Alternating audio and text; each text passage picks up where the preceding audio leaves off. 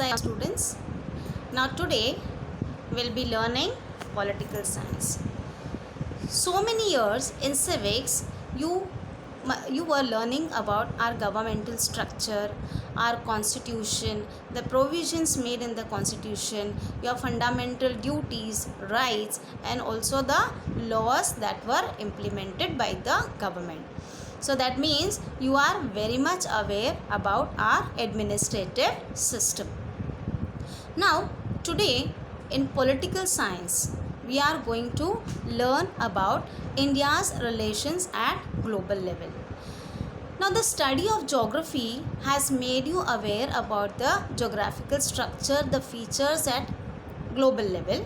At the same time, the study of history till now has made you aware about the various historical events that had taken place at the global level. Now today in political science, as I told you, that we are going to learn about India's relations with the neighboring countries, with the nations, and also at global level. Yes, we are going to learn about the political developments. As we know that we are learning modern history, so there were various new inventions, new technology, new developments had taken place even in the field of politics. So we are going to learn about those political developments in your first lesson in political science, that is post World War political developments. Now children, as you are aware about the past historical events and also about the geographical features of our country, this concept must have been very clear in your mind that every country is for one or the other reason dependent on each other. Are you dependent on your parents? Yes, of course. Till you yourself are self-reliant, you have to depend on your parents in order to satisfy your needs and your demands and wants.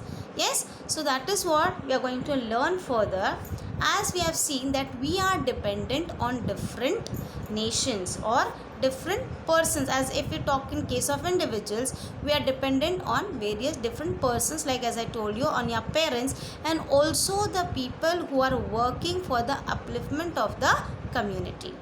So that means there is an interdependence amongst the individuals as well as amongst the nation. As the individuals are dependent on each other in order to satisfy their needs, their requirements, similarly even the nations are also dependent on one another for some or the other reasons. Our social life is interdependent. Of course, no country, no individual is also self-sufficient, right? For some or the other needs, you are dependent on our society as well. Yes, just think about today's condition. Like there are some people who are really working hard for the betterment of the society, and so if they were not there, we would we have been able to live this life? Yes, like we are in our homes secured, but they are struggling, yes, with their life. So that means what? This society is dependent on these people who are really sacrificing their life for the good case of the society. Just take about the examples of the doctors, the police, etc. as the present situation is going on. Yes, so that means our social life is totally interdependent. So when our social life is interdependent, what is required? Mutual cooperation is required. So we need to mutually cooperate with each other. As we are getting to hear about various rules, or various precautions to be taken at this present condition. So what is our duty? When they are doing their duties, they are for us, then of course our duty is to cooperate with them. So mutual cooperation, this is in case of the individuals as I am talking about. So as in case of individuals, it is also same in the case of the nations also.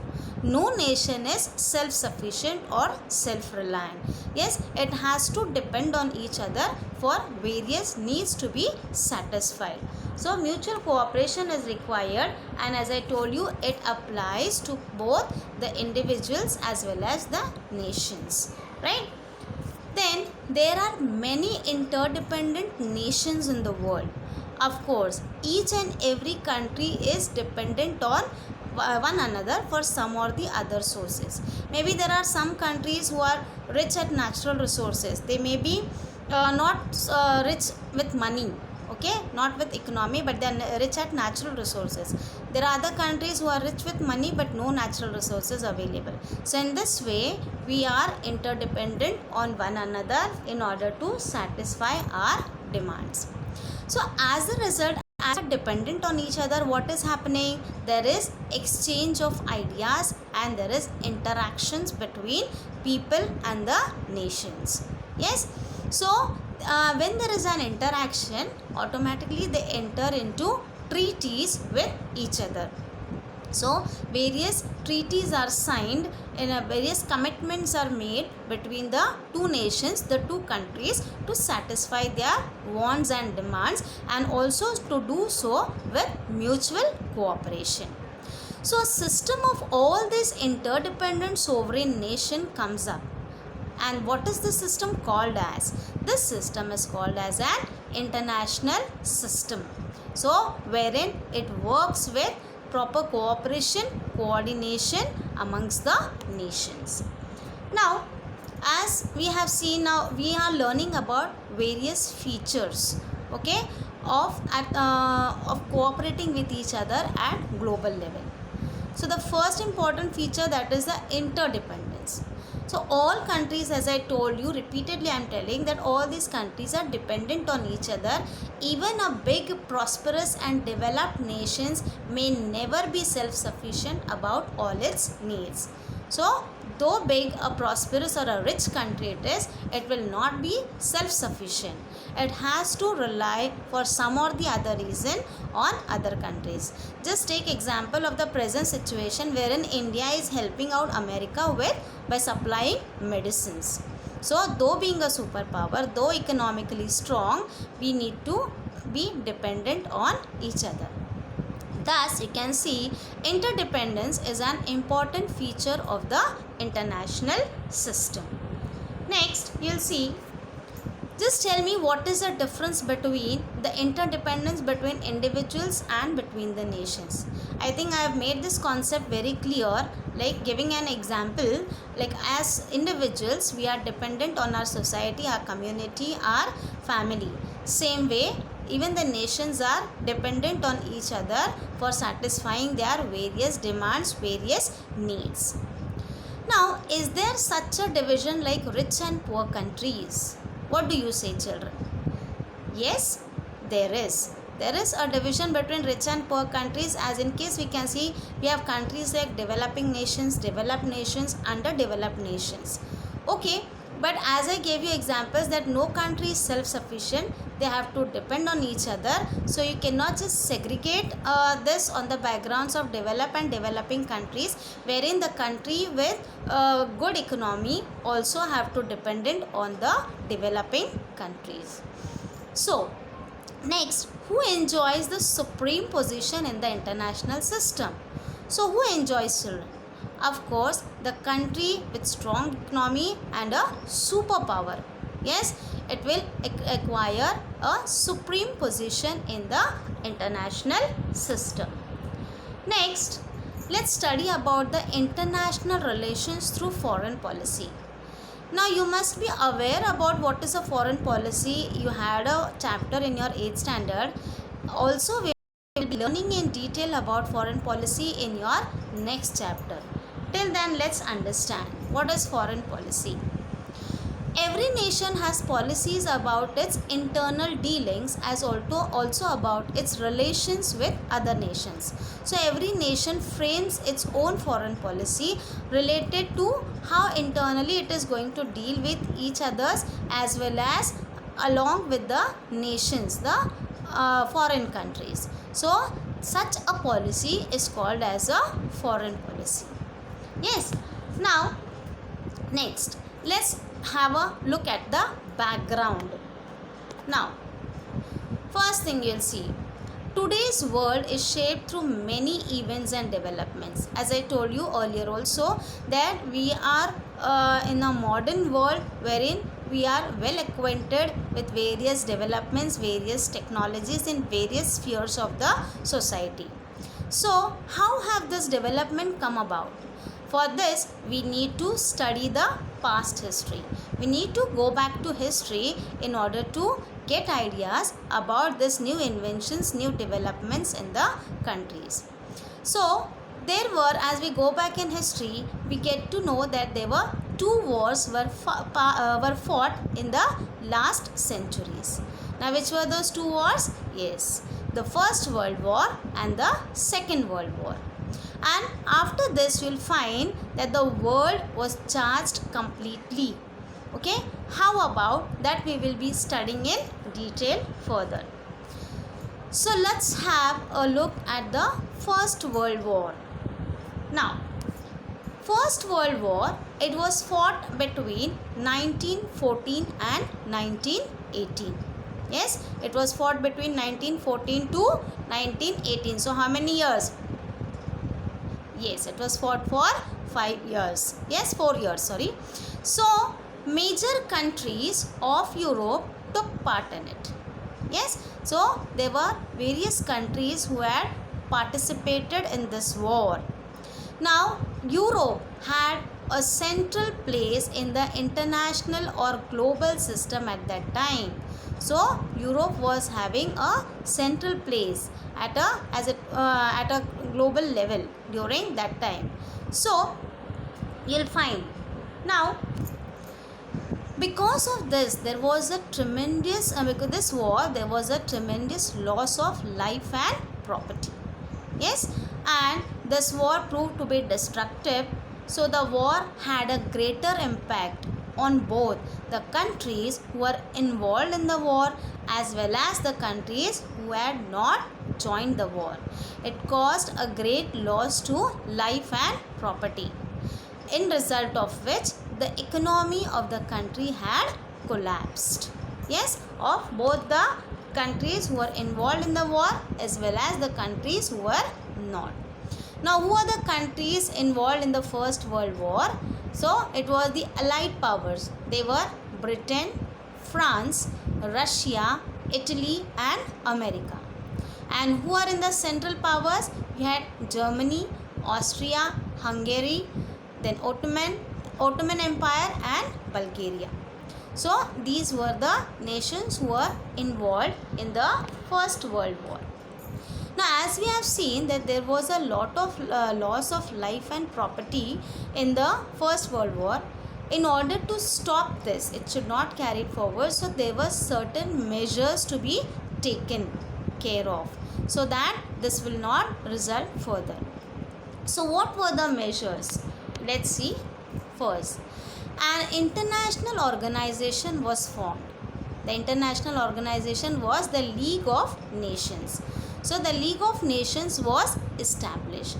It proved to be an important platform to solve the international disputes and carry out negotiations. So what was the League of Nations established for?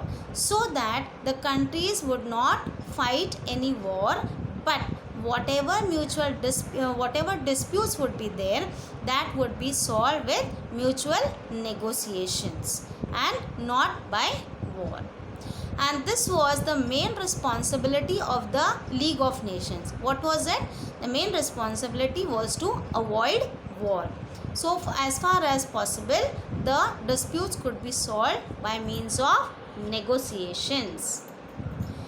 Then major changes came about in Europe as well as outside Europe. What was that?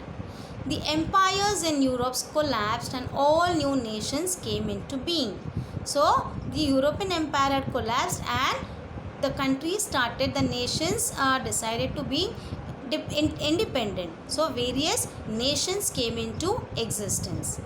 Many European countries had their colonies in the continents of Asia and Africa. And later you will find that movements for independence started in this country. So all these countries, the nation, they wanted to be independent and they started to work accordingly. So these movements challenged the hegemony of the European nations. Hegemony means the dominance, the leadership of the European nations. So as the other countries wanted to become independent, so this challenged the dominance of the European nations. And thus the League of Nations, which was established to avoid war, it was established to avoid war as well as peace, but it proved to be a failure. And so you'll find it did not succeed in any ways in preventing the war. And there were autocratic regimes came up in Germany, Italy, Spain and other countries. And all these developments, it later resulted in the Second World War. So children, I'll just show you, can see the picture. Here you can see the Indian soldiers on the battlefield in the First World War. Yes. So children, so far now we have learnt about what is interdependence, how each nation is dependent on each other for satisfying their requirements, and which were the two events which proved to be of great importance for bringing about further developments, so that for further changes in the country. So as we have learned about the first, that is the First World War. So we have seen that it proved to be of great destruction, and as a result, to stop all these, League of Nations was established. But later the dominance of the European nations also was put down, as every nation wanted to become independent, and the League of Nations proved to be a failure, and it could not prevent the war, which in turn resulted in the Second World War. So we'll study about that in our next class. So let's have a recap of what we have done today. A system of independent and sovereign states. What is it called as? Yes, international system. What was established after the First World War? League of Nations, in order to avoid war and to maintain peace.